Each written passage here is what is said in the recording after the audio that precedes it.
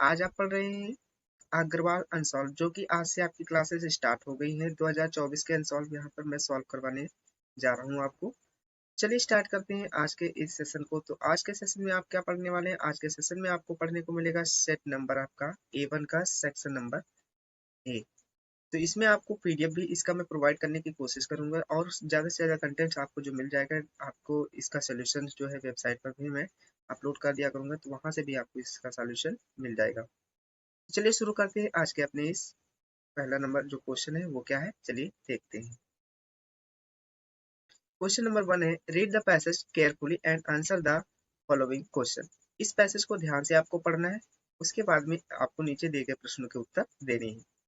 Passage क्या है? You are living in an age when there are great opportunities for women in social work, public life and administration. Society requires women of a disciplined minds and restrained manner. Whatever line of work you undertake, you should bring to it an honest, disciplined mind. You will then succeed and have the joy of your work. चलिए इसकी हिंदी देखते हैं। आप एक ऐसे युग में रह रहे हैं जब सामाजिक कार्य, सार्वजनिक जीवन और प्रशासन में महिलाओं के लिए महान अवसर है। समाज में अनुशासित दिमाग और संयमित शिष्टाचार वाली महिलाओं की आवश्यकता होती है। आप जो भी काम हाथ में लेते हैं उनमें आपको ईमानदार, अनुशासित दिमाग लाना चाहिए। आप उन्हें सफल बनाएंगे और अपने काम का आनंद लेंगे।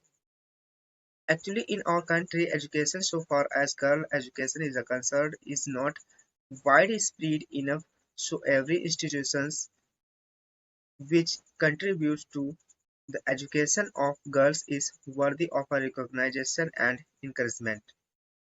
वास्तव में जहाँ तक बालिका शिक्षा का संबंध है, हमारे देश में शिक्षा का व्यापक प्रसार नहीं हुआ है। इसीलिए लड़कियों की शिक्षा में योगदान देने वाले प्रत्येक संस्थान मान्यता और प्रोत्साहन के योग्य है।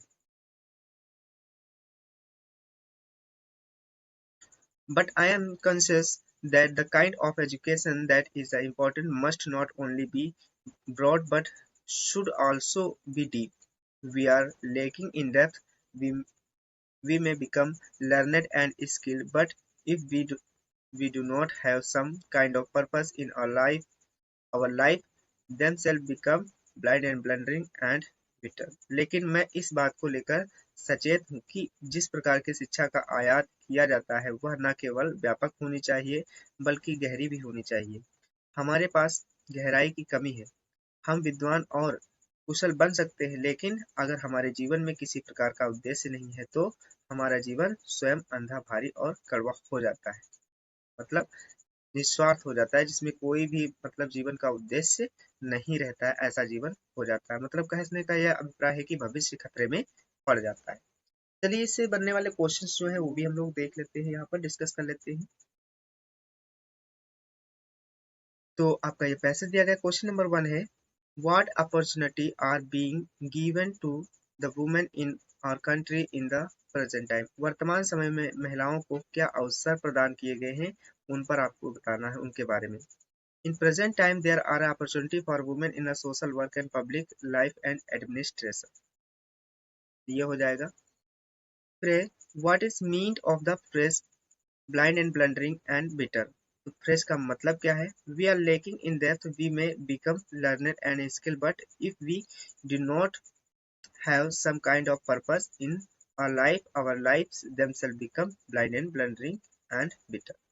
कहा जाता है कि अगर हम कोई भी काम करते रहते हैं और उसका कोई मतलब, कुछ भी सीखते हैं और अगर उसका कोई मतलब नहीं निकलता है या कोई उद्देश्य नहीं होता है जीवन का, ऐसे काम करने, उस काम का कोई उद्देश्य नहीं होगा, तो वो जीवन जो है वो ऐसा भविष्य आने वाला जो है वो हमारा बेकार हो जाएगा। ठीक है, तो इसके बारे में बताया जा रहा है। ब्लाइंड एंड ब्लंडरिंग मतलब, ब्लाइंड मतलब बिल्कुल अंधा हो जाता है, जिस प्रकार से कोई आगे कुछ दिखाई नहीं देता है या कर नहीं सकते हैं, और बिल्कुल एकदम कड़वा भी हो जाता है। तो इसलिए यहाँ पर जो बताया जा रहा है कि जो जीवन है वो पर्पसलेस हो जाता है एक तरह से। ठीक है,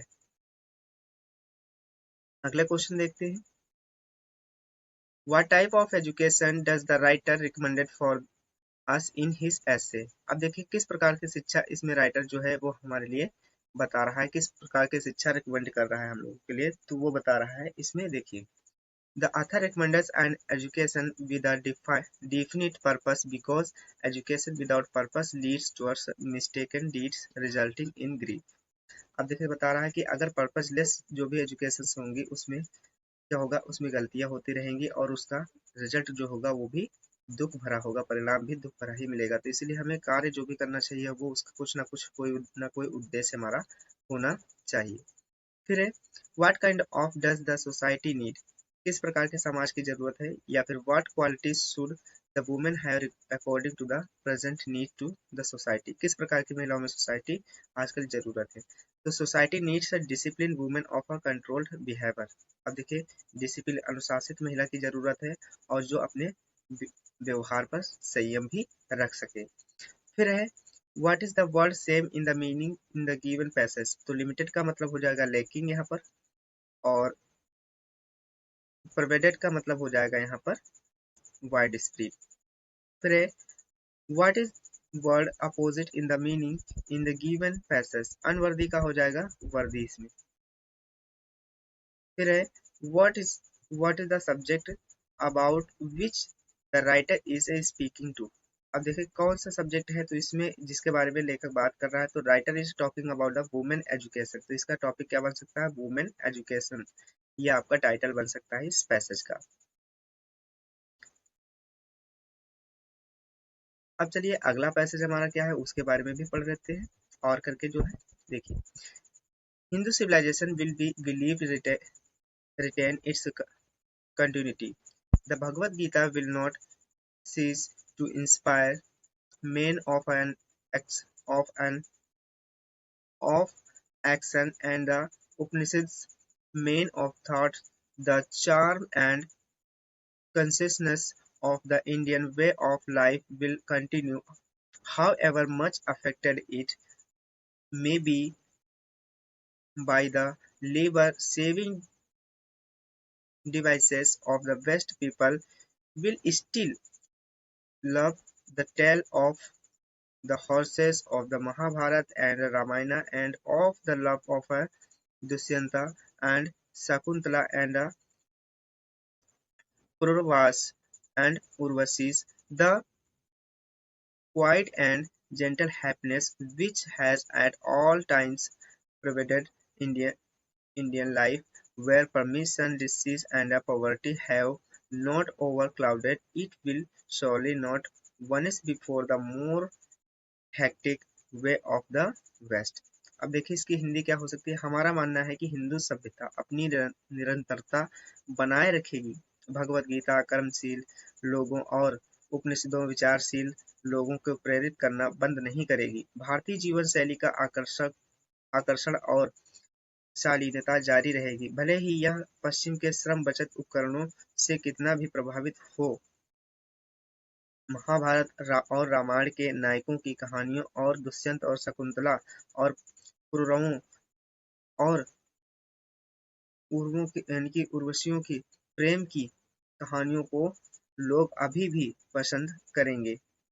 वह शांत और कोमल खुशी जो हर समय भारतीय जीवन में व्याप्त रही है, जहां उत्पीड़न, बीमारी और गरीबी पर बादल नहीं छाए हैं, यह निश्चित रूप से पश्चिम के अधिक व्यस्त तरीकों के सामने गायब नहीं होगा। चलिए इसके आगे का पैराग्राफ क्या है वो भी हम लोग देख लेते हैं।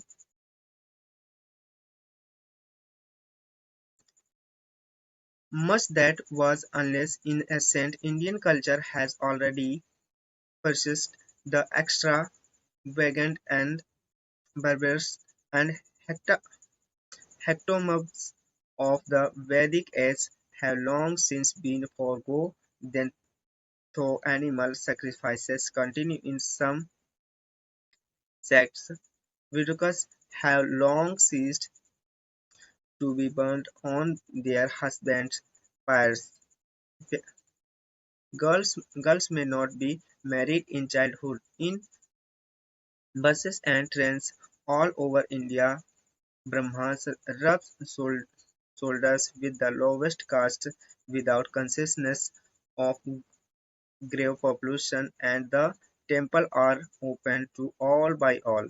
प्राचीन भारतीय संस्कृति में जो कुछ भी बेकार था वह पहले ही नष्ट हो चुका है। वैदिक युग के अतिरिक्त आवारा और बर्बर हेकाटोम्ब्स लंबे समय से चले आ रहे हैं, मतलब आडंबर लंबे समय से चले आ रहे हैं। हालांकि कुछ संप्रदायों में पशु बलि जारी है।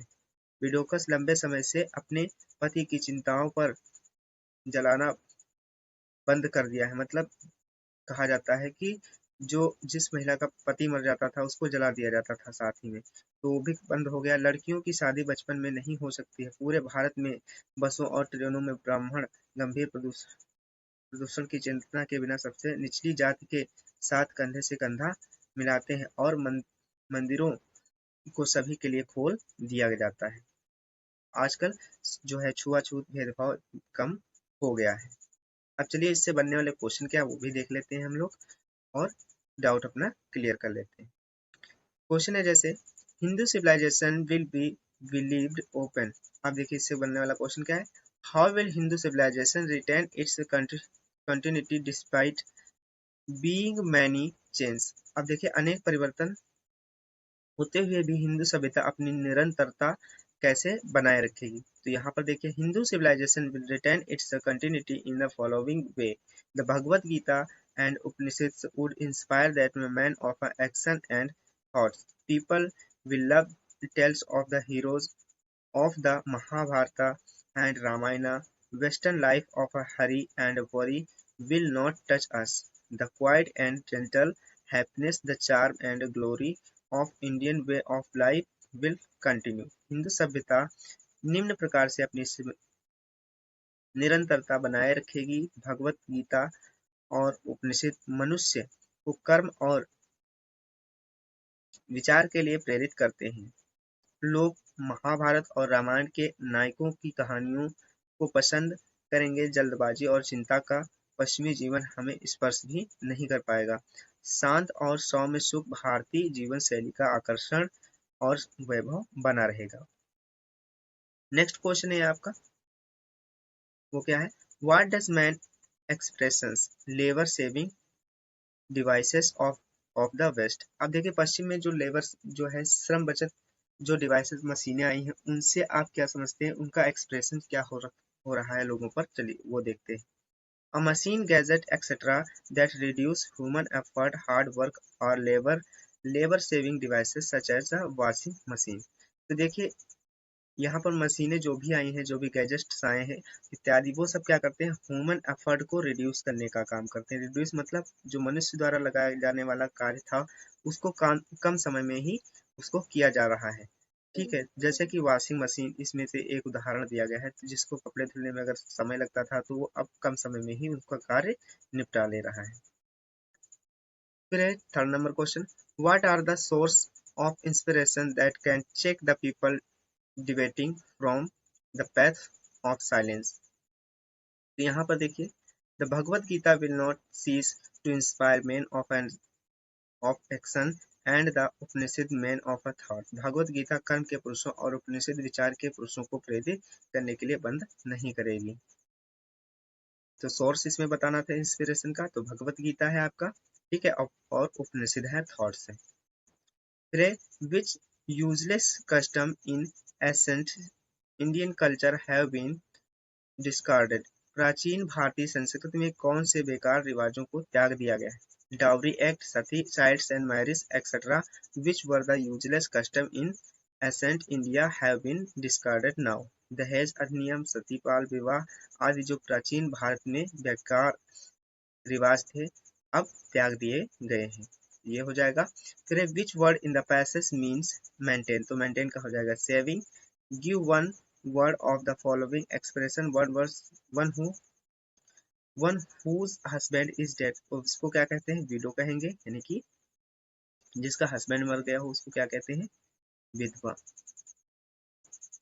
ठीक है, ये कहेंगे आपका, इसके लिए विडो का मतलब होता है। अब देखिए बाकी जो बचा हुआ आपका क्वेश्चन है वो देख लेते हैं।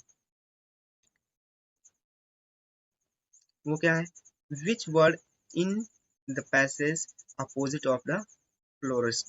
तो फ्लोरिस्ट का अपोजिट क्या हो सकता है, वनिस्ट, मतलब इसका ठीक है, वनिस्ट आपका फ्लोरिस्ट का अपोजिट हो जाएगा। अगर आपको क्लास अच्छी लगी है तो लाइक एंड शेयर।